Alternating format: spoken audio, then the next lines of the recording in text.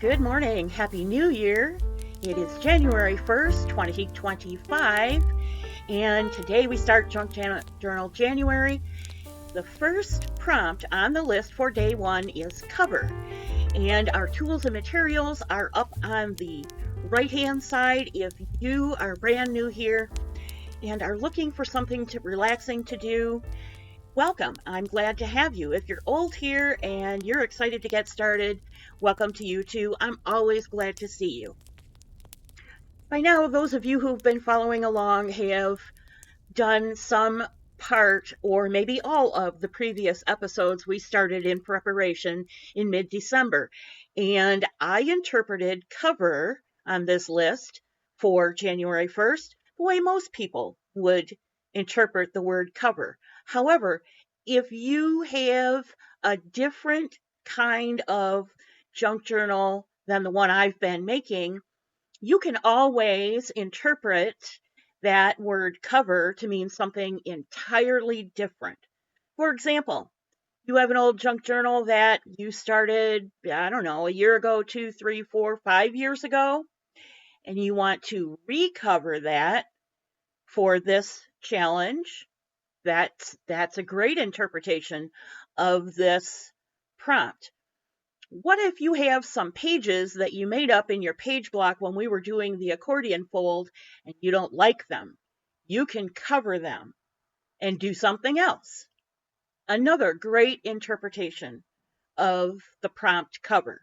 So just because I'm working on the actual physical cover and giving instructions for that, don't be limited to what I'm doing. Interpret that prompt any way you like. Let's get started. For the covers, I'm just base layering them with some craft paper, and the craft paper that I have is a little bit thin, so I'm going to double it up by doing a glue up and then cut down the glued up paper to the size I need for our covers.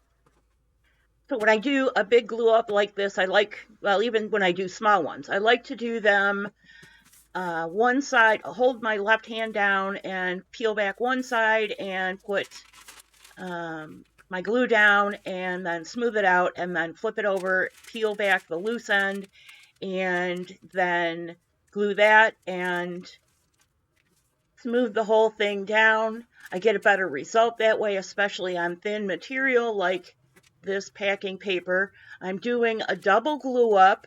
As you probably already know, that's my thing, except for this part, I'm not double gluing. I don't think I double glued it. This side I didn't. And the reason I'm foregoing double gluing is that this whole thing is going to be wrapped into the inside of our cover book boards. And, well, I single glued one side and double glued the other, apparently. Anyway, the whole thing is going to be wrapped around our book boards and affixed down on the inside, plus we're going to have an end paper on the inside that will hold that whole process down. And of course, I pulled out the glue from the previous video and found out I was out of glue, so I had to go get some dry glue. Let's speed ahead a little bit to where we are cutting our paper for our book covers.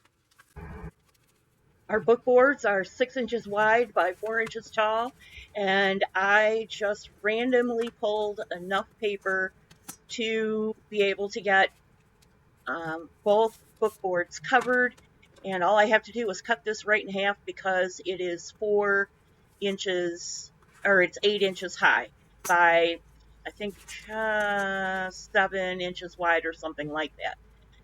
Anyway, we're just going to make a mark on the center, slap our ruler down, and rip, because we can, and because it's so easy, and so fuss-free. Now, this is just a base layer to get everything covered and get our end papers on the inside, because we have to kind of think ahead a lot when we're doing a tab binding.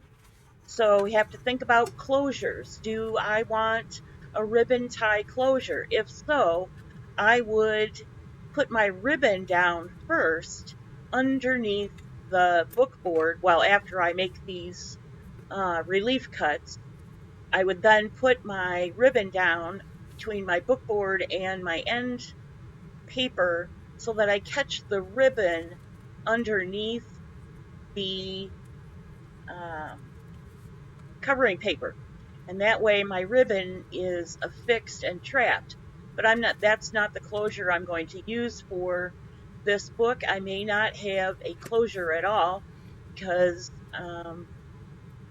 it may be just fine without a closure. It may not end up being fat enough to make a closure, or if I see I need one, I can always add one of a different style afterwards. One of my favorite styles of closure is a button closure, and I could very well do that. But for right now, since I know I'm not putting ribbon in, I'm just putting down this base layer of paper and smoothing it out.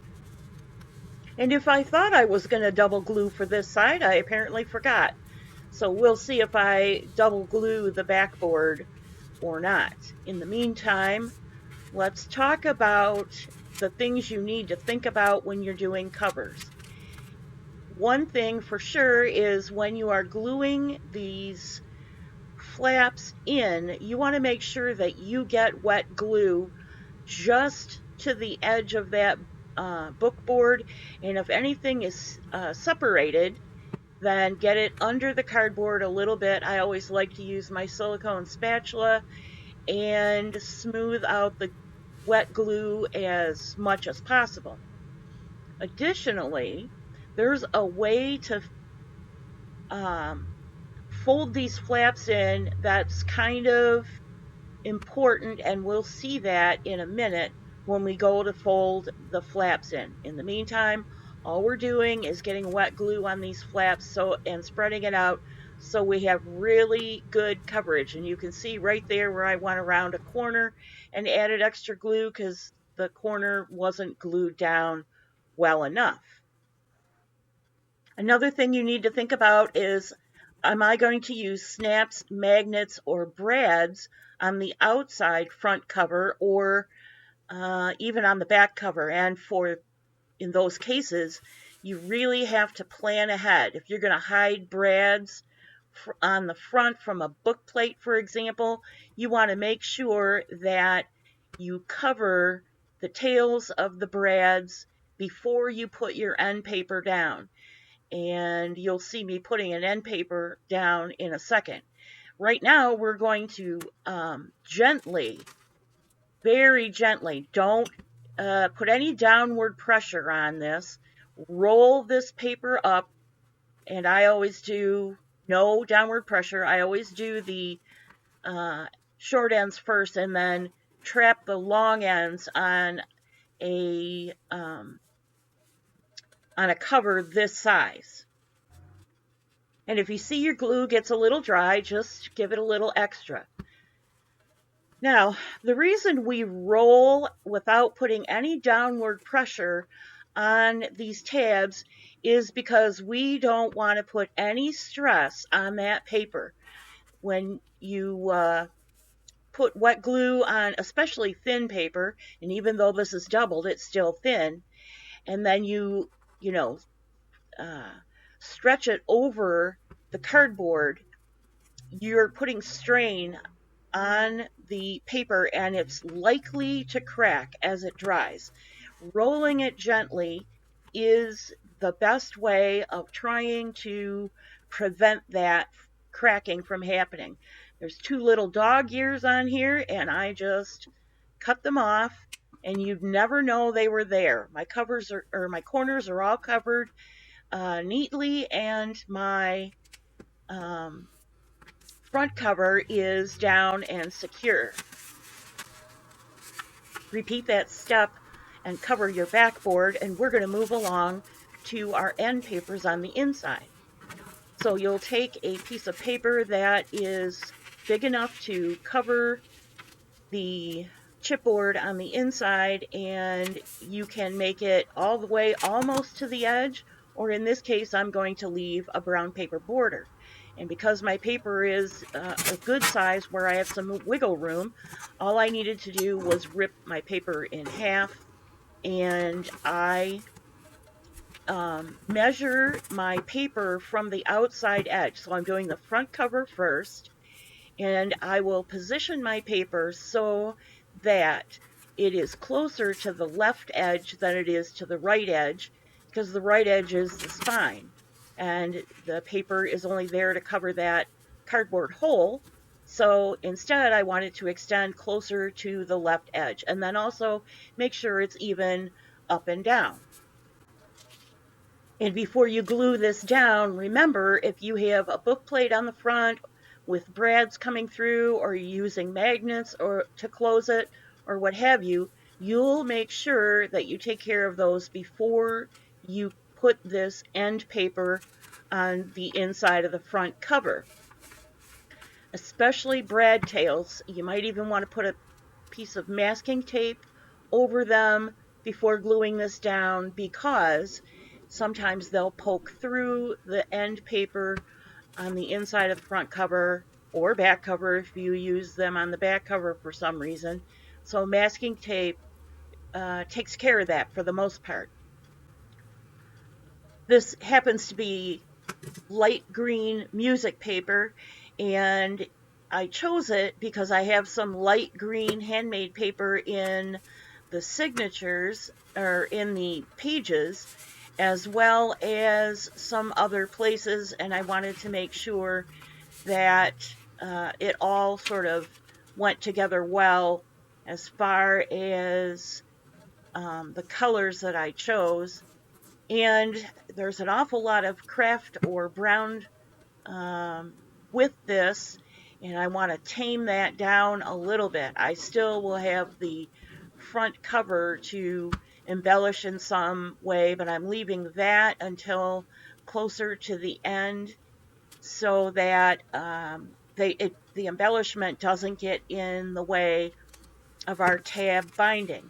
Now you're going to do exactly the same thing we just did here for the back cover, only this time you're going to move that end paper over to the right, if you're doing it the way I'm doing it, so that your end paper is not hidden very much by the spine, and you have good coverage over those tabs from the right, or from the front of that cover.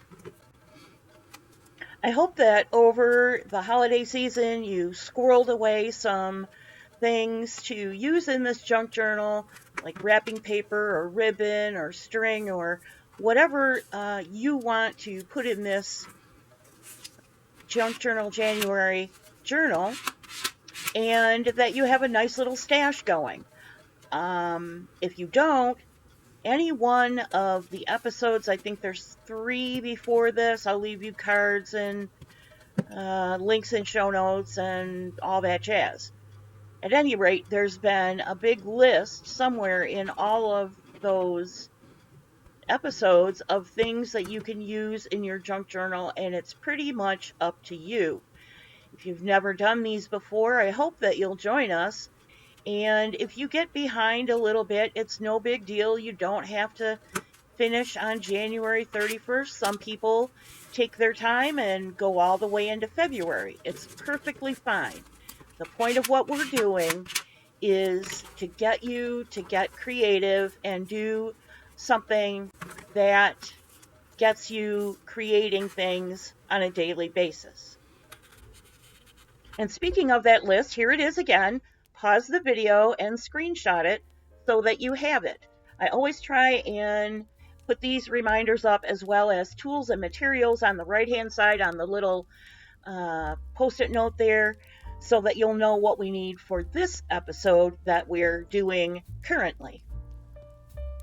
And now, if you'll indulge me just one more minute, here is our Junk Journal January 2025 collaboration volunteer lineup. Each one of these people will be featured on one day of the month, throughout the month of January.